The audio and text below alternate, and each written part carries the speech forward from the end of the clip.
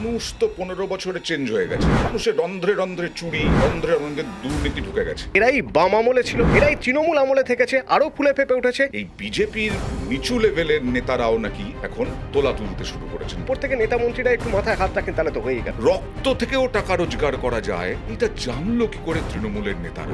নারী নির্যাতনে আসা যায়, ভার্সিটি, কামদুনি, হাঁসখালি, আর্চিকর, জাস্টিস কোথায়, বিচার কোথায়? মানুষ কিন্তু প্রকাশ্যে বলতে শুরু করেছিলেন এদেরকে খুন করে দেওয়া। উপর থেকে দেখতে ভালো লাগছে, অমুক জায়গায় জমি আছে, অমুক জায়গায় গিয়ে ব্যবসা করা যাবে। যখন তিনি আসছেন বিনিয়োগ করে, তখন দেখছেন যে নেই। দলের শীর্ষ নেতৃত্ব জানতো না এটা হতে পারে। শীর্ষ নেতৃত্বের মদত ছাড়া এটা সম্ভব? নমস্কার। হাই ভোল্টেজ 3 মাস, অর্থাৎ এই যে বিজেপি সরকার পালাবদলের পর 3 মাস কেটে গেল, 90 দিন কেটে গেল, কি কি পেল রাজ্যের মানুষ? আমি অয়ন এবং আপনাদের সঙ্গে আমি অতনু আছি। আসলে এই 3 মাসের আগের কথা যদি আমরা বলি, তাহলে 15টা বছরের কথা বলতে হবে।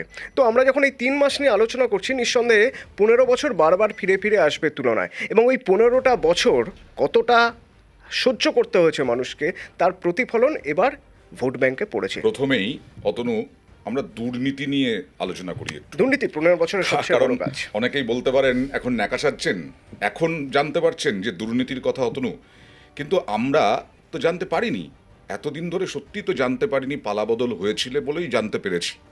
এবং আমাকে অবাক করে এই যে দুর্নীতিটা, এই বিজ্ঞানটা, যে পাথর থেকেও টাকা রোজগার করা যায়, বালি থেকেও টাকা রোজগার করা যায়, রক্ত থেকেও টাকা রোজগার করা যায়, এটা জানলো কি করে তৃণমূলের নেতারা? আসলে এটা শুরু হয়েছিল বোধহয়, ওই যে বলা হয় না যে তৃণমূল সিপিআইএমের সুন্দর, খুব ভালো পরিশীলিত একজন ছাত্র। তো শুরু হয়েছিল যেখান থেকে, সিপিআইএমের একদম শেষ দিক থেকে। কারণ তুমি এক্ষুনি বলবে টুলু মণ্ডলের কথা, হ্যাঁ, তাহলে আমি বলবো টুলু মণ্ডলের আগে কে ছিল, টুলু মণ্ডলের আগে ওই জায়গায় কে ছিল, কে কাজ করতো, তার আগে কে কাজ করতো। এ তো পর আসছে, শুধু হাত বদল হচ্ছে না। কিন্তু অতনু, এইটা আমি একেবারেই বিশ্বাস করি না। টুলু মণ্ডল যেভাবে কাজ করে গেছে, চুরি করে গেছে, যা অভিযোগ উঠছে, সেইভাবে সিপিএমের আমলে এত চুরি হয়েছে। একজন টুলু মণ্ডল, আরও টুলু হয়তো ধরা পড়বে, নিঃসন্দেহে ধরা পড়বে, পড়তেই হবে। কারণ এটা শুধু একটা হাজার জায়গায় হাজার টুলু সিপিএমের আমলে ছিল নাকি এই রকম ডাকাতি? এইটা সম্ভব হয়েছে তার কারণ মাথার উপর যদি নেতা মন্ত্রীদের হাত থাকে, তাহলে সেটা হওয়া খুব সহজ। নেতা মন্ত্রীদের হাত আগেও হয়তো ছিল, সিপিআইএম আমলের কথা যদি বলি, কিন্তু এতটা ছিল না। কোনোদিন এত বছর পরেও কটা মন্ত্রীকে আমরা সিপিআইএম এর অ্যারেস্ট হতে দেখেছি? অথচ এই 3 মাসের কথা বলছি আমরা, ডিম খেতে দেখেছি কটা মন্ত্রী, তাহলে কতজন কাউন্সিলরকে? এই 3 মাসে আমরা তৃণমূল আমলের কটা মন্ত্রীকে অ্যারেস্ট হতে দেখলাম এই 3 মাসে? সুজিত বসু দিয়ে যদি শুরু করি, সুজিত বসু, দেবরাজ চক্রবর্তী,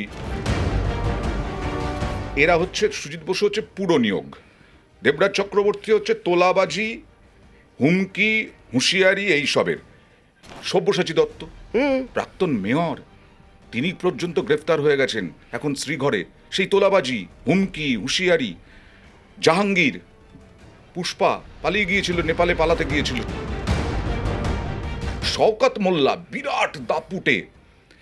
বিষয়টা হচ্ছে যে যা জেনে গেছে মানুষ, টুলু মণ্ডল কি করেছেন, শওকত মোল্লা কি করেছেন, উদয়ন গুহ দাপুটে নেতা, তিনি গ্রেফতার হয়েছেন।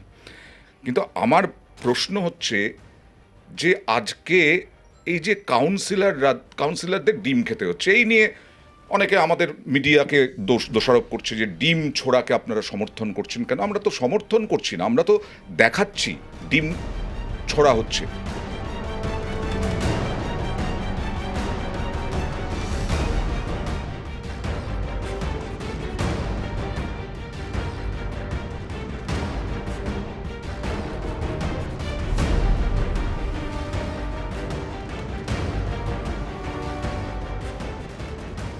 এবং আমরা বারবার এটাও দেখাচ্ছি, বিজেপি বলছে না এটা পশ্চিমবঙ্গের সংস্কৃতি নয়।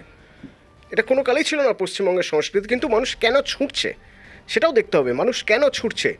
এবার নেতারা এটাও বলছেন, ডিম না ছুঁড়ে যদি পাথর ছুটতো তাহলে কি ভালো হতো?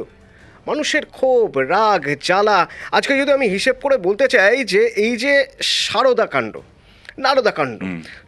কাণ্ডে এত মানুষ, আর তারা ভুল করেছিলেন যে ডবল টাকা ওইভাবে পাওয়া যায় না, তারা জানেন, কিন্তু এই ভুল অনেকেই করেছিলেন, লোকে লটারির টিকিটও কাটেন। তো এই মানুষগুলো আজ পর্যন্ত কি পেল? সুদীপ্ত সেন জেলে গেলেন, জেল থেকে বেরিয়ে এলেন, কারণ আমাদের দেশের যে আইন তাতে একটা নির্দিষ্ট সময় পর্যন্ত জেলে একদম। রাখা যায় এই অপরাধের জন্য। বেরিয়ে এলেন, টাকাগুলো কোথায় গেল? টাকাগুলো তো নেতা মন্ত্রীর পকেটে রয়েছে, এটাই তো টাকা কোথায় গেল? সব থেকে বড় প্রশ্ন, কারণ আইন দিয়ে কিছু হবে না, মারো ডিম, এটাই হয়তো মানুষের আকাঙ্ক্ষা, মানুষের মানে ক্ষোভের বহিঃপ্রকাশ। আমি বলছি এই পালাবদলের আগে এটা বলতাম খুব রাস্তায় গাড়িতে যেতে যেতে বা আসতে আসতে, যে সিপিএম আমলে কি দেখেছিলাম, একজন কাউন্সিলর সাইকেলে করে দাপিয়ে বেড়াচ্ছেন, আর একজন কাউন্সিলর 2011-র পর ক্রেটা চড়ে ঘুরে বেড়াচ্ছেন, সামনে লেখা আছে কাউন্সিলর। তাহলে পালাবদল হলে পরে এটাই ভবিতব্য ছিল, আর পালাবদল না হলে ক্রেটা থেকে বিএমডাব্লিউ, অডি সমস্ত কিছু কেনা হতো হয়তো। এবং এখনো পর্যন্ত যা হিসেব পাওয়া যাচ্ছে, মানে নেতা মন্ত্রীদের যদি আমি সাইডে করে রাখি, মানে নেতা মন্ত্রীদের সাগরেদ যারা, তাদের যা হিসেব পাওয়া যাচ্ছে, সেই অঙ্কটা এতটা, টাকা পয়সার অঙ্কটা বা সোনাদানার অঙ্কটা এতটা, একটা প্যারালাল ইকোনমি চলছে। ভয়ঙ্কর। আমি তো বলছি, আমি বারবার বলি 2 থেকে 3 হাজার লোকের কাছে কয়েক লক্ষ কোটি টাকা আছে।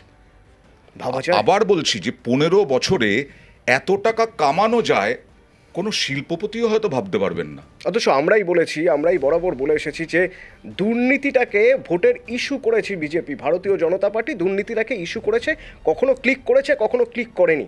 অথচ এটা ঘটনা যে দুর্নীতি যে হয়েছে সেটা আবার হারে হারে বুঝতে পারছি গত 3 মাসের কথা বলতে গিয়ে, এবং কি পরিমাণ তার হয়েছে। থেকেও বড় কথা হচ্ছে, পালা বদলের পর মানুষ তো 15 বছরে চেঞ্জ হয়ে গেছে, মানুষের রন্ধ্রে রন্ধ্রে চুরি, রন্ধ্রে রন্ধ্রে দুর্নীতি ঢুকে গেছে। এই বিজেপির নিচু লেভেলের নেতারাও নাকি এখন তোলা তুলতে শুরু করেছেন। বারবার তো শ্রমিক ভট্টাচার্যকে বলতে হচ্ছে সেই কারণে। শৃঙ্খলাপরায়ণ রাজনৈতিক দলে শৃঙ্খলা রক্ষা করবার জন্য কিছু সময় কঠোর পদক্ষেপ নিতে হয়। কিছু জায়গায় আমরা শোকজ করেছি, সামান্য কয়েকজনকে সাসপেন্ডও করা হয়। তাদের সম্পর্কে কিছু বিচ্যুতির অভিযোগ ছিল, সেটা তাদের থেকে জানতে চাওয়া হয়েছে। যারা যারা 4 ঘন্টার তৃণমূল হয়ে থেকে বিজেপি হয়েছে, তাদের আমাদের নিচুতলার কয়েকজন সঙ্গে নিয়ে ঘুরেছিলেন, তাদের শোকজ করা হয়েছে, তাদের সতর্ক করে দেওয়া হয়েছে। বারবার তো অগ্নিমিত্রা পালকে বলতে হচ্ছে, দিলীপ ঘোষকে বলতে হচ্ছে যে এসব করা যাবে না। 4 তারিখের পরেও যারা বিজেপি হয়েছে বা আগে থেকেও যারা বিজেপি আছে, কেউ কোনো দলের যদি লোক এসে আপনাদের কাছে তোলাবাজি করে বা সিন্ডিকেট চালাবার কথা বলে বা ভয় দেখায়, আমাদের দপ্তরের হেল্পলাইন নাম্বার আছে, আমার ফোন নাম্বার সবার কাছে আছে। আমার আসানসোল দক্ষিণের অফিসে গিয়ে খবর দিতে পারেন, আমাদের যে বিধায়করা আছেন তাদের কাছে খবর দিন, কিন্তু খবরটা আমাদের কাছে দিন। আমাদের কাছে খবর এলে আমরা অ্যাকশন নেব, কিন্তু খবরই না এলে আমরা তো অ্যাকশন নিতে পারছি না। এগুলো ধীরে ধীরে সমাধান করা হবে, আর যারা পাননি কমপ্লেন করুন, তার ব্যবস্থা হবে। কেউ লোককে লুটতে পারবে না, যারা লুটেছে তার পকেট থেকে বার করা হবে। একটা মেশিনারি আছে, এই মেশিনারি সিস্টেমের মধ্যে ঢুকে রয়েছে। এই মেশিনারিটা যতক্ষণ না বদলানো যাবে ততক্ষণ পর্যন্ত এটা চলতেই থাকবে। এরাই বাম আমলে ছিল, এরাই তৃণমূল আমলে থেকেছে, আরও ফুলে ফেপে উঠেছে। এরাই চাইবে একটুখানি জামাটা বদলে নিয়ে বিজেপির আমলে ওই একইভাবে কাজ করতে। আর যদি উপর থেকে নেতা মন্ত্রীরা একটু মাথায় হাত রাখেন তাহলে তো হয়েই গেল। মানুষ কিন্তু চাইছেন যে এটা একেবারে জিরো টলারেন্সের মতো করে দেখুক সরকার। এই জন্যই তো পালাবদল হয়েছে, এই জন্যই তো ভোট দিয়েছেন। এবারে দুর্নীতির পরে এবার নারী নির্যাতনে আসা যাক। এক এক করে বলতে হবে, পার্ক স্ট্রিট থেকে শুরু করতে হবে, তাহলে পার্ক স্ট্রিট, কামদুনি, হ্যাঁ, তারপরে আমাদের বলতে হবে রানাঘাট, রানাঘাটের ঘটনা, হাঁসখালি, হ্যাঁ, এবং তার সঙ্গে তারপরে আসবে আমাদের আর্চিকরের মতো ঘটনা, তারপরেও দুর্গাপুর, তারপরেও দুর্গাপুর। তো এই ঘটনাগুলোর জাস্টিস কি? আমরা জানি আর্চিকরের সময় সারা পৃথিবীর মানুষ রাস্তায় নেমেছেন, বিভিন্ন দেশে বিভিন্ন শহরে। জাস্টিস কোথায়? বিচার কোথায়? বিচারের কথা যদি বলতে হয় তাহলে বলতে হবে, বলি যে মানুষ এত বিরক্ত হয়ে গেছিলেন, মানুষ এই যে অপরাধীরা পার পেয়ে যাচ্ছে নারী নির্যাতন করে, ধর্ষণ করে, খুন করে, বিশেষ করে তুমি যেটা বললে আরজি করের কথা, মানুষ কিন্তু প্রকাশ্যে বলতে শুরু করেছিলেন এদের বিচার করার কিছু নেই, এদেরকে খুন করে দেওয়া হোক, এদেরকে গুলি করে মেরে ফেলা হোক। আমাদের মনে আছে যখন কামদুনির বিচার হওয়ার পরে তাদেরকে ছেড়ে দেওয়া হলো, সে সময় যে সময় মানে কামদুনির শুরু থেকে যে টুম্পা কয়াল, মৌসুমী কয়াল শুরু থেকে লড়াই করে যাচ্ছেন, তারা হাইকোর্টের সামনে হাউ হাউ করে রাস্তায় বসে কাঁদছেন। বিচার কোথায়?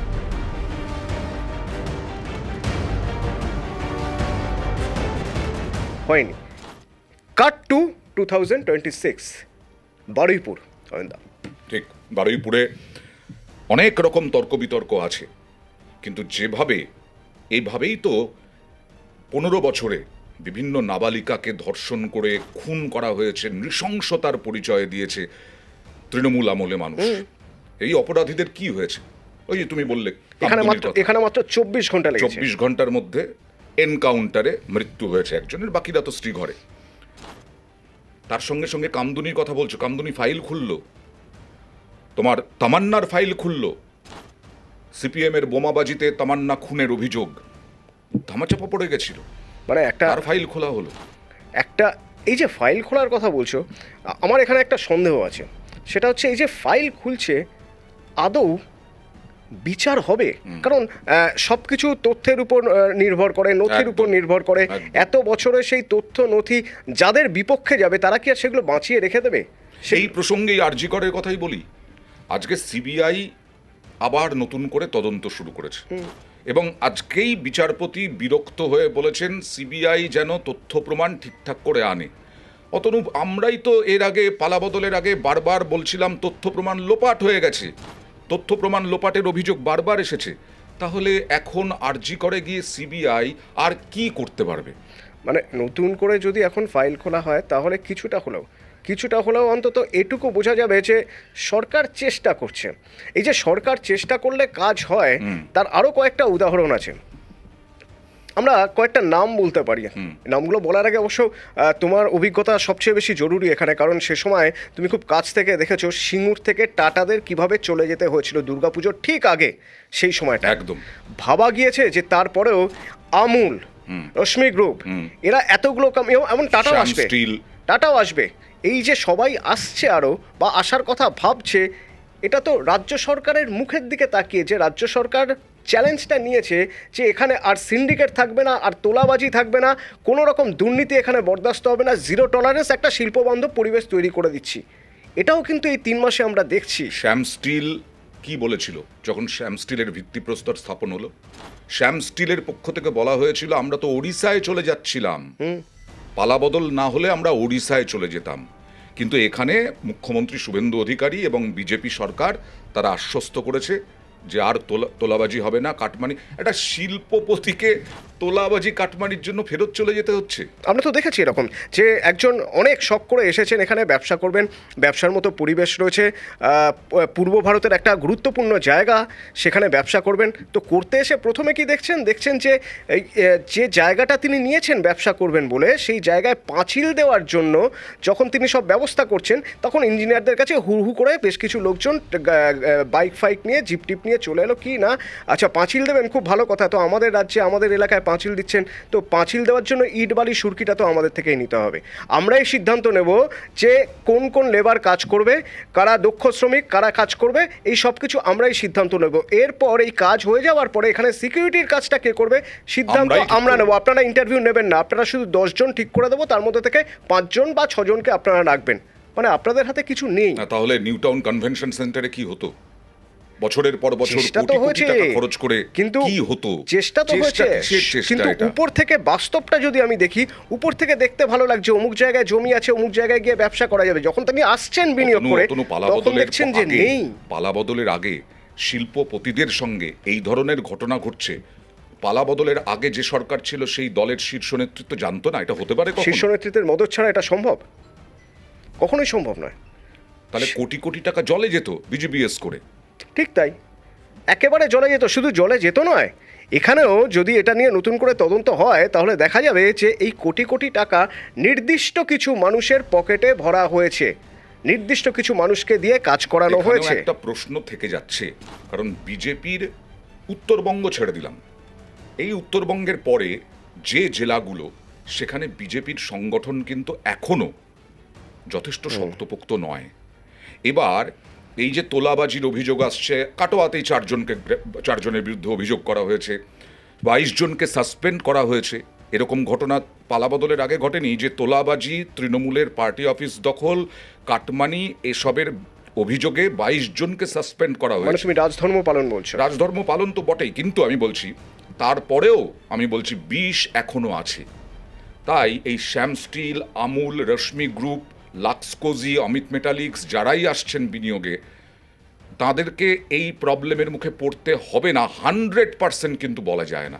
এই কারণেই বিজেপিকে আরও বেশি সতর্ক থাকতে হবে বলে আমার মনে হয়। ঠিকই তো, কারণ সবে 3 মাস হয়েছে, এই সময় একটা ভিত তৈরি হচ্ছে, যে ভিতটা ভীষণভাবে জরুরি আমাদের এই রাজ্যকে আরেকটু এগিয়ে যাওয়ার জন্য। আমরা দেখেছি আমাদের পাশের রাজ্য যদি আমরা বলি, এদিকে ওড়িশা, ওপাশে অসম, কীভাবে এগিয়ে গিয়েছে তার সবচেয়ে বড় কারণ সেখানে বিনিয়োগ এসেছে, ইনভেস্টমেন্ট হয়েছে, সেখান থেকে ডেভেলপমেন্ট হচ্ছে। কিন্তু আমাদের গত 15 বছর ওড়িশা, অসম ব্যাপক উন্নতি অথচ হয়েছে। দেশের প্রথম যে কটা এসিজেড তৈরি হয়েছিল তার মধ্যে একটা ছিল আমাদের ফলতা। সেই ফলতায় তোলাবাজির জেরে সেই ফলতায় এখন পুষ্পা। গরু চড়ছে। হ্যাঁ, একেবারে পুষ্পা চলে এলো সেখানে। হ্যাঁ। ফলতা এসিজেডে পুষ্পা গড়ে উঠছে, জাহাঙ্গীরের ব্যবসা গড়ে আমি উঠছে। জানি না, এটাও হয়তো একটা ইন্ডাস্ট্রি, মানে এটাকেও হয়তো একটা ইন্ডাস্ট্রি বলবে, যে একের পর এক এখানে তোলাবাজ তৈরি হয়েছে, মসিহা তৈরি হয়েছে, যারা ভোট করাবে, ভোটের সময় কিছুক্ষণ আগে টেনশন নেই আর সারা বছর তুমি টাকা উদাহরণ তুলবে। দিচ্ছিলে যে 2011-র আগে যেমন পঞ্চায়েতগুলো তুমি বলছিলে যে সিপিএম এর একজনকেও গ্রেফতার করা হয়েছে। তাহলে আগের সরকার, পালাবদলের আগের তৃণমূল সরকার বারবার 34 বছরের শাসনের কথা টেনে আনতো, দুর্নীতি নিয়ে হোক, তোলাবাজি নিয়ে হোক। তাহলে পঞ্চায়েত প্রধানরা পালালেন কেন এই পালাবদলের পরে আগের তৃণমূল সরকারের? এই পঞ্চায়েত ব্যবস্থা, ত্রিস্তরীয় পঞ্চায়েত ব্যবস্থা একটা অসাধারণ ব্যবস্থা প্রান্তিক পাড়ায় মানুষের কাছে তাদের সব পরিষেবা পৌঁছে দেওয়ার জন্য। কিন্তু আমি যদি এবার প্রশ্ন করি যে পঞ্চায়েত প্রধান আজকে যিনি আছেন তিনি পালিয়ে বেড়াচ্ছেন তৃণমূলের ছিলেন বলে, আবার পঞ্চায়েত ভোট হবে, পঞ্চায়েত ভোট হওয়ার পরে নতুন পঞ্চায়েত প্রধান হবেন, কিন্তু যে মধু খাওয়ার একটা পদ্ধতি, সেই পদ্ধতিটা তো আগের পঞ্চায়েত প্রধান দেখিয়ে দিয়ে গেছেন, তিনি শিখেছেন আগের পঞ্চায়েত প্রধানের থেকে। নতুন যিনি পঞ্চায়েত প্রধান হবেন তিনি মধু খাবেন না, এই গ্যারেন্টি ভারতীয় জনতা পার্টি দিতে পারবে না, এখন যেটা আইন চলে এসেছে তাতে তো মনে হচ্ছে মধু খাওয়ার সুযোগটা চলে গেছে। অর্থাৎ মধু খাওয়ার রাস্তাটা বন্ধ করে দেওয়া কারণ হয়েছে। পঞ্চায়েত প্রধানদের হাত থেকে ক্ষমতা কেড়ে নেওয়া হয়েছে। আগে কি হতো, পঞ্চায়েত প্রধানরা সই করার ক্ষমতা থাকতো যে কোনো বিলে, যে কোনো চেকে। এবার কার হাতে? সেটাও ঠিক, ভালো করে জানো। সেটাও ঠিক। কিন্তু 3 মাস, আমরা যে 3 মাস হাই ভোল্টেজ 3 মাস বলছি, এই 3 মাস থেকে কি সত্যি আমরা আগামী 3 বছর কেমন যাবে সেই গাইডলাইন দেখতে পাচ্ছি, মানে সেটা আমরা দেখতে পাচ্ছি? না, সেটা এখনো বলার মতো সময় আসেনি। কারণ সব থেকে বড় কথা হচ্ছে মহিলা ভোট। অন্নপূর্ণা যোজনার কথা তুমি ঘোষণা করেছিলে, অন্নপূর্ণা ভাণ্ডারের 3,000 টাকা দেবে বলে ঘোষণা করেছিলে, কিন্তু দেখা যাচ্ছে যা পেত লক্ষ্মীর ভাণ্ডারে তার অর্ধেকের কম মহিলা তারা পাচ্ছেন। অন্নপূর্ণা যোজনা মহিলাদের ব্যাংক অ্যাকাউন্টে প্রতি মাসে 3,000 টাকা। শপথ নেওয়ার দুদিনের মধ্যেই অন্নপূর্ণা ভাণ্ডার চালুর সিদ্ধান্ত নেয় শুভেন্দু অধিকারীর সরকার। অভিযোগ, অন্নপূর্ণা যোজনা চালু হয়ে গেলেও অনেকে টাকা পাচ্ছেন না। কারো দাবি অ্যাকাউন্টে অন্নপূর্ণার টাকা ঢোকেনি। কেউ আবার ফর্ম ফিল আপ করতে গিয়েও সমস্যায় পড়েছেন। এই নিয়ে একটা ভেতরে ব্যাপক ক্ষোভ আছে কিন্তু, এবং শুভেন্দু অধিকারী নিজে ঘনিষ্ঠ মহলে আমরা খবরও করেছি, তিনি ভুল স্বীকার করেছিলেন যে আমার ভুল স্বীকার করতে কোনো অসুবিধা নেই, আমার দ্রুততার সঙ্গে আমি কাজ করতে গিয়েছিলাম, ভুল হয়ে গেছে। এখন দেখার এই অন্নপূর্ণা ভাণ্ডারটা কতটা কার্যকরী করতে পারে। না হলে সামনে পুরসভার নির্বাচন আছে। কিন্তু আমরা এই মাসের 17ই আগস্ট থেকে 3,000 টাকা করে ভেরিফাইড লোকেদেরকে, মহিলাদেরকে অ্যাকাউন্টে পাঠাবো, এবং কারা কারা বিবেচিত হবেন সম্পূর্ণ ক্রাইটেরিয়া 10 তারিখ সোমবার বলে দেবে। বিজেপি সরকার যতদিন থাকবে প্রত্যেক মাসে দ্বিতীয় সপ্তাহে টাকা ট্রান্সফার হয়ে যাবে। আমি ধরে নিলাম যে সরকার এবার চেয়েছে যে এই মানুষগুলো তো আমাদের ভোট দিয়েছে, সুতরাং এমন কিছু যাতে না হয় যাতে এই মানুষগুলোই আমাদেরকে আবার দূরে সরিয়ে দেয়। সরকার সচেষ্ট, অন্তত 3 মাসে যা রিফ্লেকশন দেখছি আমরা, তাতে এটা বোঝা যাচ্ছে যে সরকার সচেষ্ট। সরকার চাইছে বাংলাটাকে নতুনভাবে তৈরি করতে। কাদের নিয়ে তৈরি করবেন? এই যে পিরামিডের মতো যারা রয়েছেন, এরপরে আমলারা রয়েছেন, আমলাদের নিচে রয়েছেন যারা জনপ্রতিনিধিরা, এই সবাইকে কি সত্যি এক সুতোয় বেঁধে কাজ চালানো সম্ভব হবে? এখনো পর্যন্ত যা দেখছি আমরা তাতে তো এক সুতোয় বাঁধার চেষ্টা প্রচণ্ড রকমের চলছে, বিশেষ করে আমলা। কিন্তু আমি বলছি যে এই তুমি যেটা বললে 3 মাস দেখে কি আগামী 3 বছর বোঝা যাবে, সেইটা একটা প্রশ্ন মহিলা ভোটের উপরে। সামনে পুরসভা নির্বাচন, বিজেপিকে জিততে হবে, বিজেপির নিশ্চয়ই টার্গেট থাকবে তাই, এবার সেই মহিলাদের ওপরে নির্ভরশীল যখন অন্নপূর্ণা ভাণ্ডার একটা বিষয়, সে অন্নপূর্ণা ভাণ্ডারের 3,000 টাকা যারা লক্ষ্মীর ভাণ্ডার পেতেন তার অর্ধেকের কম পাচ্ছেন এখন। মহিলাদের মধ্যে একটা চোরা ক্ষোভ কিন্তু তৈরি হয়েছে এবং সেটা বিজেপি নেতৃত্বও জানে। আমার মনে হয় নতুন করে ভাবনা চিন্তা চলছে অন্নপূর্ণা ভাণ্ডার নিয়ে। এটা একটা প্রকল্প, সামাজিক প্রকল্প, যেটা নিয়ে ভাবনা চিন্তা চলছে। আরেকটা জিনিস নিয়ে কি ভাবা খুব জরুরি নয়? তা হলো যেখানে দেশের প্রধানমন্ত্রী ভাবছেন, সেখানে আমাদের রাজ্যেও তো ভাবতে হবে যে ভোটার যারা, তাদের মধ্যে একটা বড় অংশ যেমন মহিলা ভোটার, মানে প্রায় 50% তো বটেই, সেরকম একটা বড় অংশ জেন জি, যাদের বয়স 18 থেকে 35, এই ভোটারদের সংখ্যা প্রচুর। তাদের তো কর্মসংস্থানের ব্যবস্থা করতে হবে একদম। তারা যাতে ভিন রাজ্যে না যেতে হয়। আমরা তো দেখেছি যে সফটওয়্যার যারা চাকরি করেন তারা সবাই হয় ব্যাঙ্গালোরে থাকেন, নয় হায়দ্রাবাদে থাকেন, হ্যাঁ, নাহলে এদিকে পুনেতে থাকেন। তাদেরকে ফিরিয়ে আনার ব্যবস্থা করতে হবে।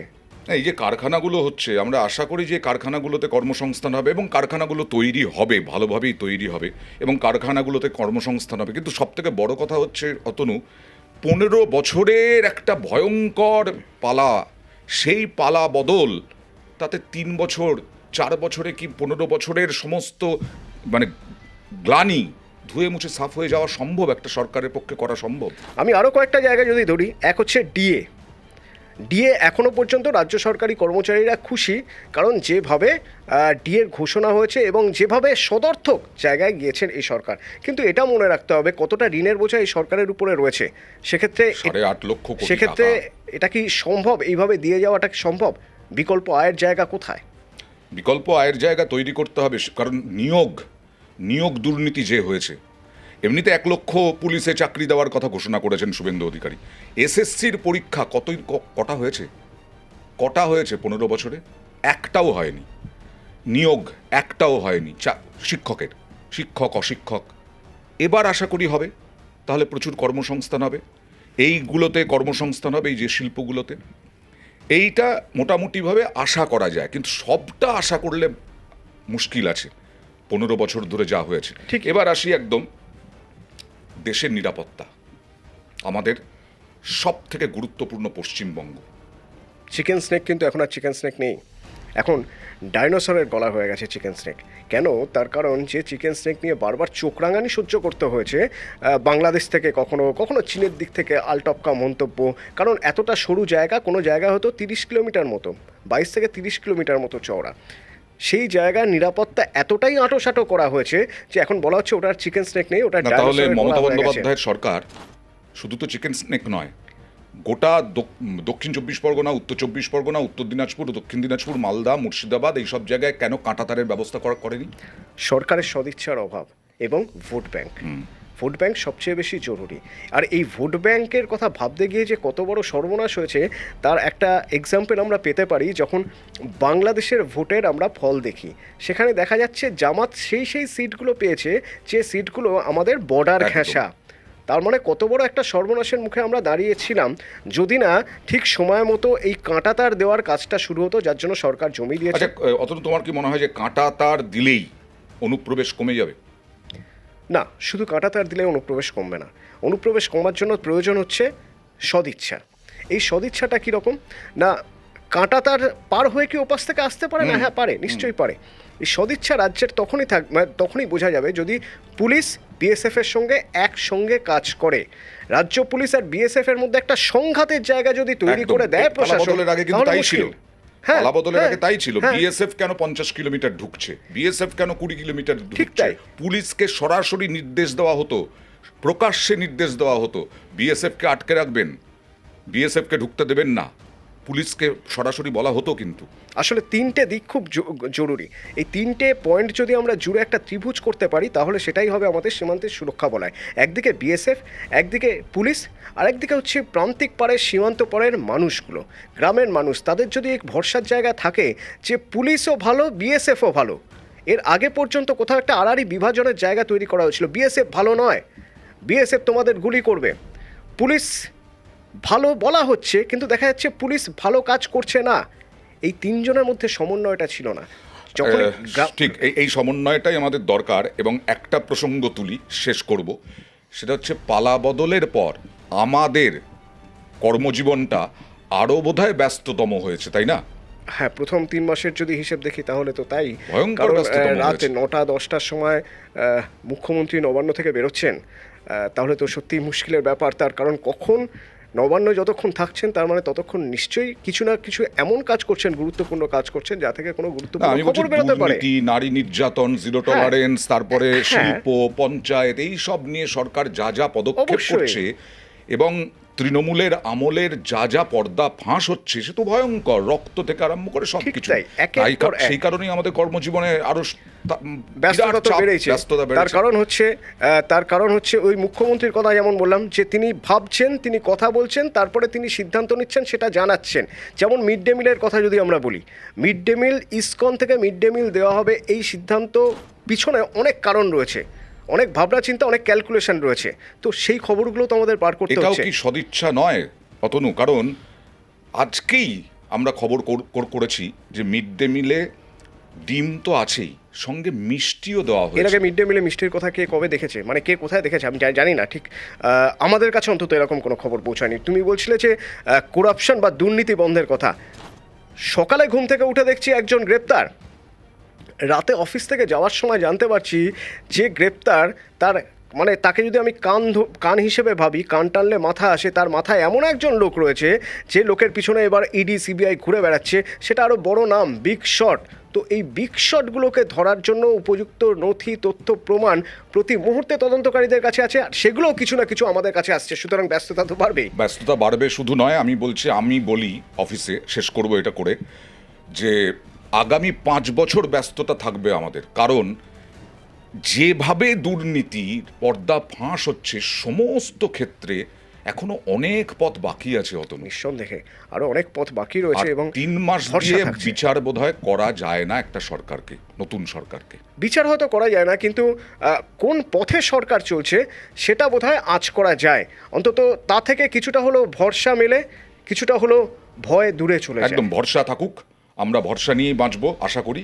এবং আগামী 100 দিন, আগামী 1 বছর পর হয়তো আমরা এই ভরসার কথাও বলতে পারবো, আশা রাখি। মানে 3 মাসে আমরা যা যা কথা বললাম, 6 মাসের মাথায় আমরা আবার বসে ঠিক একই কথা বলবো যে কি কি পেলাম 3 মাসে আমরা যা বলেছিলাম সেগুলো ঠিক দেখা যাক। নাকি ভুল, কোন জায়গায় আমরা দাঁড়িয়ে আছি দেখা যাক। Thank you.